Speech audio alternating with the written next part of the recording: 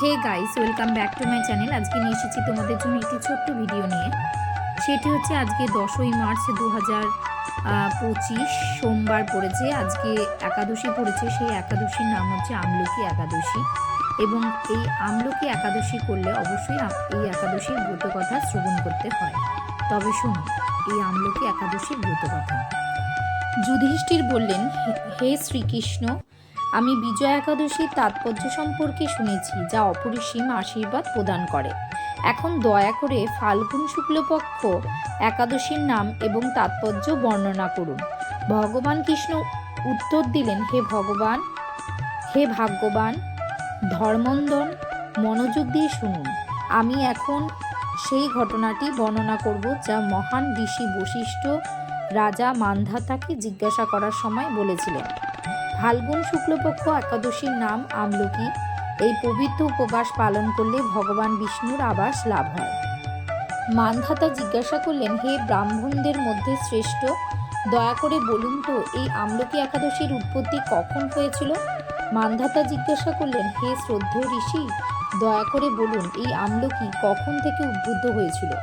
বশিষ্ঠ উত্তর দিলেন, হে পরম সৌভাগ্যবান, আমি যখন বলছি যে আমলকি কিভাবে পৃথিবীতে আবির্ভূত হয়েছিল, তখন মনোযোগ দিয়ে শুনুন। আমলকি হলো একটি মহৎ বৃক্ষ যা সমস্ত পাপ ধ্বংস করে। যখন ভগবান বিষ্ণু থুতু ফেললেন, তখন তার মুখ থেকে চাঁদের মতো উজ্জ্বল একটি তেজস্ক্রিয় ফোঁটা বেরিয়ে এলো। এই ফোঁটা পৃথিবীতে পড়ে মহিমান্বিত আমলকি বৃক্ষের জন্ম দেয়। এটি সকল গাছের আদি সারাংশ হিসেবে পরিচিত। এই সময় সৃষ্টিকর্তা ব্রহ্ম সকল প্রাণীর সৃষ্টির সূচনা করার জন্য জন্মগ্রহণ করেছিলেন। ব্রহ্মা থেকেই সকল প্রাণী সৃষ্টি হয়েছিল। ব্রহ্মা, দেবতা, রাক্ষস, স্বর্গীয়, সঙ্গীতজ্ঞ, যক্ষ, রাক্ষস, সর্প এবং শুদ্ধ হৃদয় ঋষিদের জন্ম দিয়েছিলেন। তাদের মধ্যে দেবতা এবং ঋষিরা সেই স্থানে পৌঁছেছিলেন যেখানে বিষ্ণুর প্রিয় আমলকি বৃক্ষটি দাঁড়িয়েছিল। এই ঐশ্বরিক বৃক্ষটি দেখে দেবতারা অত্যন্ত বিস্ময়ে পূর্ণ হয়ে গেলেন। তারা অবাক হয়ে একে অপরের দিকে তাকালেন। তারপর আগ্রহের সাথে গাছের দিকে চোখ ফিরিয়ে এর তাৎপর্য নিয়ে চিন্তা করলেন। তারা গভীর চিন্তায় দাঁড়িয়ে রইলেন। বুঝতে পারলেন যে লক্ষ এবং অন্যান্য গাছের মতো গাছগুলো পূর্ববর্তী মহাজাগতিক চক্রের অন্তর্ভুক্ত ছিল, যা সকলের কাছে পরিচিত ছিল। এই বিশেষ গাছটি তাদের কাছে অজানা ছিল। তারা তখন এই বিষয়ে চিন্তা করছিল। তখন ঋষিদের উদ্দেশ্যে একটি স্বর্গীয় কণ্ঠস্বর ভেসে এলো, হে ঋষিগণ, বিষ্ণুর প্রিয় এই পরম আমলকি গাছটি কেবল স্মরণের মাধ্যমে গরু দানের ফল প্রদান করে বলে কথিত আছে।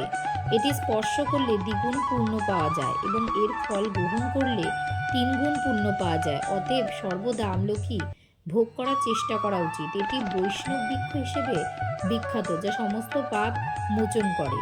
এর মূলে বিষ্ণু, ওপরে ব্রহ্মা বাস করেন। পরমেশ্বর রুদ্র এর কাণ্ডে, দেবতারা এর শাখায়, বসুরা এর পাতায়, মারুতরা এর ফুলের এবং সমস্ত প্রজাপতিরা এর ফলে বাস করেন।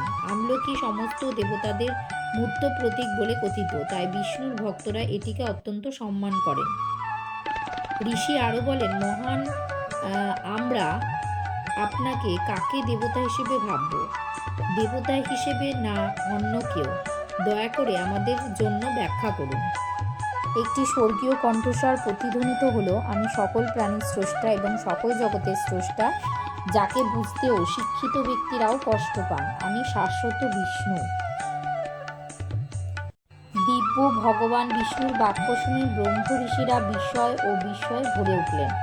অনাদি অন্তহীন ঐশ্বরিক সত্তার ঘোষণায় তারা বিস্মিত হলেন। তারা অবদ্ধ ভগবানের প্রশংসায় প্রস্ত গাইতে শুরু করলেন। ঋষিরা বললেন, আমরা সকল প্রাণীর সারাংশ, আত্মা এবং পরমাত্মাকে শ্রদ্ধা জানাই। আমরা সেই অভ্রান্ত সত্তার প্রতি চিরকাল প্রণাম জানাই, যিনি কখনো পতিত হন না। আমরা বারবার অতীন্দ্রিয় ভগবানকে শ্রদ্ধা জানাই। আমরা সর্বজ্ঞ এবং ত্যাগের প্রভু দামোদরকে প্রণাম জানাই। হে মায়ার অধিপতি, আপনাকে আমাদের শ্রদ্ধা জানাই। আপনি বিশ্ব ব্রহ্মাণ্ডের প্রভু, আমরা আপনাকে প্রণাম জানাই। ঋষিদের প্রশংসায় খুশি হয়ে ভগবান শ্রীহরি বললেন, ঋষিগণ, তোমাদের কি বর দেব? ঋষিরা উত্তর দিলেন, হে প্রভু, যদি আপনি সন্তুষ্ট হন তাহলে দয়া করে আমাদের এমন একটি ব্রত প্রকাশ করুন যা আমাদের কল্যাণের জন্য উপকারী হবে, যা স্বর্গ মুক্তির ফল প্রদান করবে। ভগবান বিষ্ণু বললেন, হে মহর্ষিগণ, যদি ফাল্গুনী শুক্লপক্ষে দ্বাদশী পুষ্য নক্ষত্রের সাথে মিলে যায় তাহলে তা অত্যন্ত পুণ্যময় হয়ে ওঠে এবং মহাপাপ বিনাশ করে। হে শ্রেষ্ঠ ব্রাহ্মণগণ, এর সাথে সম্পর্কিত নির্দিষ্ট কর্তব্যগুলি মনোযোগ সহকারে শুনুন। তিনি আরও বললেন, আমলকি একাদশীতে আমলকি গাছের কাছে জাগরণ করা উচিত। এটি করার মাধ্যমে সমস্ত পাপ থেকে মুক্ত হন এবং হাজার হাজার গরু দান করার পুণ্য অর্জন করেন।